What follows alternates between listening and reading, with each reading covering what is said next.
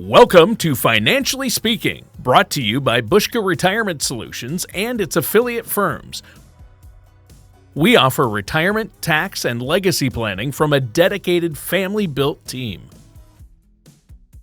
Today, we'll dive into what an estate plan is, strategies to avoid common estate planning mistakes, and balancing retirement savings while paying for child care.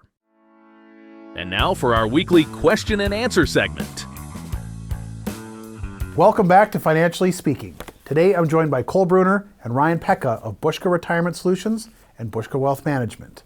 And we're diving into estate planning, something that many people put off. Whether you're in your 30s or 70s, having a clear plan in place isn't just for the ultra wealthy, it's about protecting your family, your legacy, and your wishes. Gentlemen, it's a good topic. I'm excited for the show today. Yeah. What exactly is an estate plan? And who needs one? Well, I guess an estate plan begins with having documented what your wishes are after you have passed away. And I think who should have one really boils down to everyone should have one. I mean, regardless of whether you feel like you have a ton of things to leave behind, or maybe just a little, maybe just a home, or a few investment accounts, or whatever it might be. Having clear direction of what happens with those assets after you're gone is incredibly important, because if you don't have it documented, you're essentially leaving it up to question. And what we've seen in our experience is oftentimes that leads to arguments, and the last thing that I'm sure you desire is after you're gone and you don't have the ability to provide guidance as far as what your desires are for those assets and those different things in terms of distribution. Now people are trying to make claim to certain things, and I've seen some of the tightest knit families become basically strangers, or even worse, potentially enemies, because of the fact that things were not clearly documented and it just left too much to question. And I know that's part of the thinking that some people have is, well, they're going to get more than anybody ever left me. They can sort it out. Right. Where do you see that, Ryan, playing out as a potential mistake? Sure. I mean, you always want to dictate where you want your assets to go. It's the last thing you can do in your life, really, whether you're there or not. You really want to make sure that goes through it. We've all seen those families, like Cole said, fighting about assets, things like that. Relationships that used to be good can turn into something that's quite sour at that point. And you don't want that for any number of reasons. One, it's the last thing you typically want for your family, even if they're not the closest right now. You want to really establish those guidelines ahead of time and really make a plan that you yourself kind of dictate. Again, you may not be there, but this is the last legacy you're leaving. This is kind of the last stamp on the world that you're leaving. So even if it's more than you got, things like that, it is still important for you to dictate who is getting those assets. You don't want to just leave it up to a court decide, or one of the siblings now has to make all of those decisions.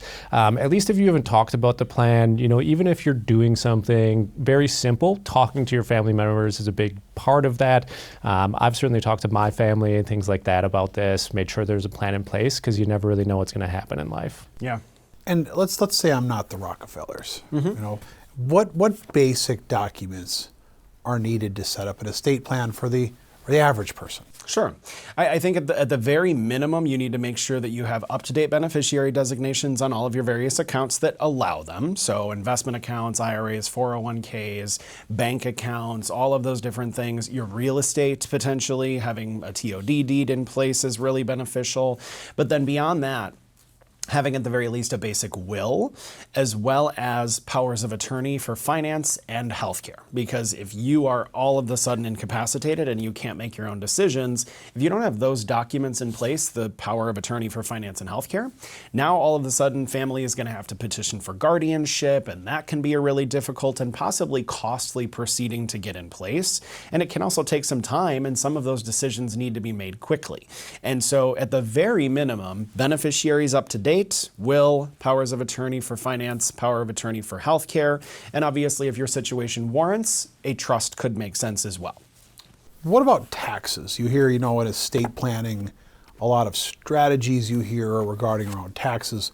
What can we do to mitigate that? I mean, obviously, if my kids are going to inherit something, I would just assume they get more than the government. But what can you do about that? Sure. Depending on the type of accounts you're leaving to them, they'll have different taxation rules. So working with a financial professional can really help you navigate that, because it is a lot to navigate on your own. Things like Roth IRAs aren't going to be taxable to your children. They still have to be depleted in 10 years like your traditional IRA, but they're not going to be treated like income. Right. Similar with a non-qualified, kind of a typical brokerage account, those become a different cost basis, kind of like your house. When you pass away, it's valued at the date you passed. So those have a much lower tax burden than something like a traditional IRA. So really talking through the different options, different types of accounts, the different tools you can use within your retirement can really help you, even in your life, kind of plan how you're going to pass it on to your children, making sure that they don't have this large tax burden. Because again, no one really wants to give the government any more than they have to. Right. So if you can mitigate those, or maybe even eat some of that cost yourself so it's not a burden to your family, that's a real big help. And that's something that we can always help you with. Yeah, I mean, I think thinking about it in advance helps us to strategize what other ways we could potentially do things. I can't tell you how many times we've had conversations with clients and they do desire to leave some sort of a legacy to their kids or their grandkids or something thereof. But they've never really thought in terms of the taxation of what will be owed when they pass those funds on. And so after we go through a conversation with them about, this is what that looks like and this is what that potential cost might be to them, and these are the rules, like Ryan said, those rules have changed over the years. Right. A few years ago, they changed a rule that's been in effect since 1986, the Multi-Generational IRA Act, and they shortened that to 10 years. So all of a sudden, without raising taxes per se, the government changed a rule that will probably, in most cases, create more revenue for the government in a much shorter time frame, right? And so a lot of people just didn't really even think through, what does that mean to me, or what does that mean to my family? And when we work through the numbers with them, they're like, oh, wow, that could be a really big tax bill, especially if I leave leave this earth at the time that my kids are in their, late career and they're, let's say, earning the most income the highest tax bracket they've ever been in. Exactly. And all of a sudden they've got to report more income every year because they've got to deplete that account within 10 years and it's all taxable. Right. So that's where conversations come into play of life insurance strategies, Roth conversion strategies, all of these different things. There are ways that we can mitigate those potential future taxes by being strategic right now in how we handle our situation. And that's obviously why it's so important for clients to work with a qualified, independent financial professional to work through these potential strategies. Because you hear all these, buzz phrases, Roth conversions and all these things, and people are like, I gotta convert all my money to Roth, but they don't really understand what it means or how it works or what it's gonna cost them to do that, because there is gonna be taxation when you do that. But when we look in the grand scheme of things, it could make a lot of sense for them to pioneer an effort to try to be more cognizant of what those tax liabilities will be and how they can potentially pay them. When we put money into those IRAs, we signed a contract with the government that says they're going to get their share of the money at some point, right? Sadly, nowhere in that contract. I don't like to think of it that way, but you're right. Right? But it's the reality. Yeah. And sadly, nowhere in that contract does it say what amount the government is going to get, right? That's a sliding scale, potentially. So when we think about what that might mean with our kids now having to liquidate that money within a 10-year time frame, or anyone that's not our spouse, essentially, that could be a really big tax bill. And if we could pay less over our lifetime by strategically implementing a plan to deal with that, it could make a lot of sense, and it could save a tremendous amount of taxes over your lifetime. Let's take a quick break and do a little bit more on this here. After that short pause, we'll return with a special guest, Michele Sweet, the Accounting and Estate Planning Associate at Buska's Wausau office. Michele will discuss why people delay creating an estate plan, the difference between trusts and wills, common planning mistakes to avoid, and more. We'll be right back. You've likely heard about the new tax bill, but do you really know what it means for you? It changes how overtime and tips are taxed, makes several tax cuts permanent, and introduces a new deduction for those 65 and older. With updates like these, now is a great time to revisit your financial strategy. I'm Cole Bruner from Buska Retirement Solutions. Let's talk about how these changes could affect you and what steps you can take. Call us at 715-355-4445 to schedule your complimentary consultation. And now back to our weekly question and answer segment. Welcome back to our conversation about estate planning with Cole and Ryan, and our special guest for this segment, Michele. For the break, we covered the basics: what an estate plan is, essential documents, taxes, and the importance of working with a financial services professional. Now let's talk strategy. Hello, Michele. Thanks for joining us today. Thank you for having me. See, we talked a little bit about people delaying estate plans, or in another show they talked about half people show up with them, without them. Why do people delay creating an estate plan? Well, in my interaction with some of our clients, they feel they're too young. They feel they don't have enough assets. They feel it's for the elderly and for the wealthy people, and they don't see an urgent need.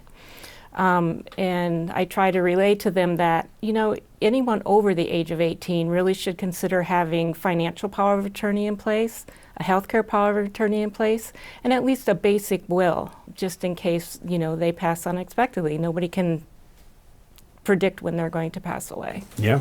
And what's the risk of delaying that plan? What could happen? Well, if they delay that plan and they have nothing in place as far as just a basic will to begin with, then their estate falls under the intestacy law, which is a law that the state would dictate how your assets are distributed. And it's not always according to how you would want them to be distributed to your loved ones. Right. So that's a big concern for a lot of people. And then the court does have to get involved, and then it becomes a full-blown court process to get your estate administered to your loved ones. So technically everyone has an estate plan. It's either one you created or the one the state created for you? Yes, yes, that's probably a good way of saying it. Understood. Yeah. A lot of people do say, you brought up the term will, trust. A lot of people say, well, I don't need estate planning or trust. I already have a will. What's the difference between a trust and a will? Well, both of them distribute your assets at your death. Okay, that's the basics of it. A will, you would have to go through the probate process, which is a court process, and a trust is effective immediately. So a trust is kind of a tool where it can manage your assets while you're alive. And a will doesn't come into effect until you pass away. And with a trust, as long as you title your assets in the name of your trust, or you fund your trust, or have your trust funded through your assets, you can avoid the probate process. So a trust is a good vehicle and it's also private, whereas a will becomes it becomes public. Mm-hmm. You can go on any court website and find out, who's administering what estate through probate. So a trust is very private, and a trust is also effective while you're alive. Let's say you become incapacitated and you need someone to handle your assets. Sure. The successor trustee can do that with your trust. Okay. So you can still be able to have someone control over your assets even if you become incapacitated. And Cole had brought up in the last segment, he brought up beneficiary designations. How do trusts and what role do beneficiary designations play in this whole thing? Well, a beneficiary is outside of the trust and a will. They have they're people you designate to have a asset passed to you directly. So you avoid the probate process if you have beneficiaries on all your accounts, and it also, with a trust, it doesn't, you can have your trust as a beneficiary of your assets also, mm-hmm. which would pass into the trust. Yeah. So it's important to have beneficiaries. It's a simple setup, and your beneficiary who you want to receive that certain asset will receive it quickly. Yeah, and I think the trust component helps maintain a little bit more control even post-death. If you have specific provisions that you want certain loved ones to receive assets at certain ages and different things along those lines, or you want to maintain a little bit more control over those assets even after you're gone, mm-hmm. I think the trust can really help in terms of spelling that out. So in that situation, if you have your various investment accounts and you leave them to the trust will then direct and dictate how those beneficiaries receive them. Makes sense. Yeah. How can people avoid general common estate planning mistakes? Well, the big one is not having one in place. Right. That's the big mistake they make, and when they fail to fund their trust, mm-hmm. or if it's unfunded, it does you no good. You would have to go through the probate process, Right. even if you have a trust. It's very important to have your trust funded. Failing to update your plan. You should really have your plan looked over, whether it's a will or a trust, every 3 to 5 years. Sure. And if there's a major life event like a marriage, a divorce, a birth, a death, if you move to a new state, that should be addressed as well, because laws are different throughout the different states. Yeah. And it seems as, I don't want to say morbid discussion, but it's not the most fun thing for a person to talk about. How do you guys as a team get people to open up or think about this kind of thing? And are they usually open to discussing it, or does it take a little bit? Well, I think in terms of our role as advisors, the conversation kind of begins with us in terms of, oh, I see you don't have any estate planning documents in place, or maybe we uncover accounts that don't have beneficiary designations or something along those lines. So I think it begins with educating them on why those types of things are important, and then getting them to meet with Michele here in our office so that she can then kind of take it from there and help them to understand what documents they should utilize, and then also helping them to complete the actual documents themselves. Sure. And we've talked about a lot of things in the show. You got Roth conversions, 401k mistakes. You got investments like ETFs and annuities and structured notes and stock portfolios. Then you got trusts and wills. Where does one start? Sure, anywhere is better than nowhere, right? Wherever you want. Just pick one. Typically when they come in, everyone's kind of in their own stage. Some people have more things done than others. Some people have more awareness than others. But if you don't know where to go, that's where coming in, our free consultations are a great place to start for some people, because they might not even know where all of those assets are, what to do with them, what the next steps are. And that's something that someone in our industry can really help them with. It's hard to navigate on your own for most people. Yeah. So, we kind of walk in and people walk in the door with different stages of that. So just having some direction, if you're not sure where to go, is always something that we can help you with. Good. Well, like I said, thank goodness there's people like you on this earth. So, if you haven't done it before, might be your first time, but no, it's not their first time. So if you have any questions at all, get on their website, call their office, set up an appointment. You guys offer a complimentary first consultation anyway, right? Yeah, absolutely we do. Mm-hmm. Good. So come on in, discuss it. They'll get you started in the right place. But Michele, thanks for being the special guest today and joining us today. Thanks a lot. We'll be right back with more Financially Speaking. If you're 59 and a half or have recently changed jobs, now might be the perfect time to consider a 401k rollover. Rolling over your old 401ks could simplify your finances and give you more control, from investment options and costs to how and when you make withdrawals. A rollover could give you the opportunity to partner with a financial services professional and tailor your investments to your specific needs, not the company's group plan. Call our office today to schedule your complimentary consultation and see if a 401k rollover is right for you. And now our Financially Speaking weekly desk segment. Welcome back to Financially Speaking. I'm Cole Bruner from Buska Retirement Solutions and Buska Wealth Management, and joining me is my sister, Kaylee Berenson. Today, we're diving into an issue that many parents face: balancing retirement savings with paying for childcare. Well, that's right. And it can be tempting to kick that retirement can down the road. But the longer that you save, the more you may have in retirement. So it may be worthwhile to find a way to be able to do both. Definitely. Now, before we get started, a quick note for our viewers for today. Both Kaylee and I are financial services professionals. But for the purpose of this conversation, I'll be taking the role of the curious listener, and Kaylee will offer insights based on our expertise. Way to set the expectations for the viewers, Cole. Today, we're going to be discussing a Bankrate article that can help folks understand how to strike a balance between paying for childcare and paying for themselves. I'm looking forward to this conversation today. Well, Cole, do you know how much childcare costs per year in the U.S.? I do, but why don't we tell the audience? Well, costs for infant care can range anywhere from $8,000 to $25,000, and it varies quite a bit from place to place, but the average cost to put one infant in daycare is $14,070 per year.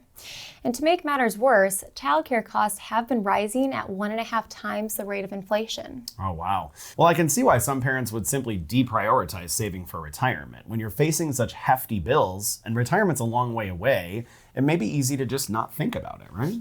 Right, but in my view, ignoring your retirement savings is a mistake that you're going to pay for down the road. I agree. Robbing yourself of the opportunity of compounded growth that comes from years of retirement savings and investment is something that you'll probably deeply regret. But how can people find room in their budget to save for retirement if they're paying so much for childcare? Well, the Bankrate article lists 6 ways to prioritize your retirement savings. The first one is to look around and find resources for financial assistance that your community may have. Well, that's great. So where can our viewers look for resources? Well, your local or your state family services office may be able to help. They can tell you about the tax breaks that may be available to you, as well as financing options. And there's a state-by-state childcare resource database that our viewers can use to help find local providers and support programs. So let's go ahead and throw some information up on the screen here. Okay, that looks like a great tool. You can click on your state and find information about childcare, financial assistance, health and social services, children with special needs, and even more. In my opinion, it is a great tool. The first thing that you're going to see when you click on Wisconsin is the Wisconsin Shares Child Care Subsidy Program and a link for finding your local office. Well, what about federal subsidies or financial aid from nonprofits, such as like the YMCA? I know the YMCA provides daycare for many families. Great question, Cole. I'd recommend that our viewers reach out to their local YMCA or United Way to see whether they qualify for financial aid. Our viewers should also consider looking into whether they qualify for Head Start or government subsidies, which they can check out at childcare.gov. I'd also add that informal arrangements with family members, neighbors, or friends can be another way to find no or low-cost childcare. Absolutely, and if grandma and grandpa are willing to help, you may want to let them. Now let's talk about childcare tax credits. Okay, that can be another way to decrease your tax bill, right? Right, and you can, in turn, put that money towards childcare. So how much is the child tax credit? Well, it was $2,000 per child, but new legislation raised it to $2,200 per child. Okay, so what are the income thresholds for the child tax credit? Well, the federal government is pretty generous here. They let you claim a child tax credit if your income is less than $200,000 per year or $400,000 per year for a married couple. You can also get a refund of up to $1,600 per child, even if you don't owe any taxes. And that's right. There's also a child and dependent care credit, which helps families offset the cost of childcare, and you may be eligible for up to $3,000 for one child or up to $6,000 for 2 children or more if you pay for daycare, a babysitter, or summer camp. Okay, but that credit only applies if you pay for those things while you're at work, right? Well, that's an important caveat. If you hire a babysitter while you're on vacation, that expense is not going to be eligible for credit. That's right. The child and dependent care credit is for when you're in Wisconsin, not Waikiki, right? Elegantly phrased, Cole. I try. Well, let's move on to our next step our viewers can take to help balance their childcare costs with retirement savings. Consider automatic savings. I love that. Set it and forget it. When that money goes into your savings each month, before you can even touch it, you can get used to not having it available to spend. Exactly. And saving can be hard when your budget is tight, but you'll probably be glad when you did it and you need to cover an emergency expense or you need to leave the workforce. So, Kaylee, what do you tell clients when they are considering reducing their 401k contributions? Well, that's a great question. I usually tell them that they should consider trying to save at least enough to get their employer's match. Well, that's an important point for sure. The employer match is free money, so why leave that on the table? Exactly. And your employer match can vary, but they usually are about 4 to 6% of your salary, and that can really boost your retirement savings quite a bit over time. Also, I want to point out that even if you can manage to save just 1 to 2% of your salary, that's better than not saving at all. Absolutely. I believe consistency is key. If you manage to save 1% on a regular basis, it will add up as long as you stick with it. Right. And your kids won't be in daycare forever. Once they're grown and you don't have that expense anymore, then you can take that money that you were spending on childcare and consider increasing your retirement savings. I also think that saving at a lower rate can be better than saving more than your budget can handle and then eventually taking money out of your 401k. That's a great point. And even if you take a hardship withdrawal and you avoid penalties for early withdrawal, you still have to save more to get back to where your account was. And it means that you have less saved once you reach retirement age, and a smaller, consistent savings rate can actually be a better investment in your future. I think that's a great way to put it for our viewers. Well, now the next thing for our viewers is going to be thinking about signing up for a flexible savings account, or FSA, through their employer if it's offered. Flexible spending accounts can reduce your taxable income, and you can also contribute up to $5,000 per year. Then you can use those funds to offset your childcare costs. Now, you forfeit FSA funds if you don't use them by the end of the year. So if you can use them to whittle away at your daycare bill, I think that can be a fantastic option. Now, what other options do our viewers have? Well, our viewers can try talking to their employers. Maybe they offer some benefits that you're not aware of, such as childcare subsidies or discounted rates for local daycares. They may also be willing to let you work a more flexible hybrid work schedule that could reduce your need for daycare. And if there are benefits that your employer doesn't offer, then you can advocate for them. And the worst they can do is say no. All good points for sure. Well, lastly, people should also consider taking a good look at their budgets. Look at what you're spending. There may be places where you can make some cuts. Drop one of your streaming services, limit dinners out. Also, some of these small cuts, they may seem like they're not as necessary, but they really do add up over time. And conversely, earning more money can give you more room to cover both childcare and your retirement savings. Well, this has been a great conversation, but I think we're out of time. Viewers, if you have concerns about balancing childcare costs with retirement savings, don't hesitate to contact us at retirewithbuska.com or call 715-355-4445. We're here to help. We'll be right back with more of Financially Speaking after this. With recent market changes, it's understandable that some people are feeling a little anxious about their financial future. That's why now might be a perfect time to review your financial plan. A financial services professional is trained to help you stay focused on the facts, not emotions, when it comes to your strategy. Getting a second opinion today works to ensure your investments are properly positioned to weather market volatility and that you're not taking on more risk than you realize. Let's work to make sure your plan is ready for whatever comes next. Call us today to schedule a complimentary review with one of our financial professionals. Thank you for tuning into this week's edition of Financially Speaking. We're glad that you were able to join us today, and we hope that you learned some useful retirement tips along the way. On today's show, we covered a number of important topics, and hopefully we did so in a manner that was easy for you to understand. Now remember, this is the same way that we communicate to our clients when we meet with them in person. Remember, with the help of the right financial services professional, you can create a quality retirement, and our team is here to help. Right now may be a great time to get a second opinion on your current retirement plan. So call us at 715-355-4445 or go to retirewithbuska.com to continue your retirement education, catch up on some previous episodes of our TV and radio show, or schedule your complimentary, no-obligation consultation. If you have any questions or comments about today's show, call us at 715-355-4445 or feel free to send us an email at info@retirewithbuska.com. Join us next week at the same time and the same place for another episode of Financially Speaking.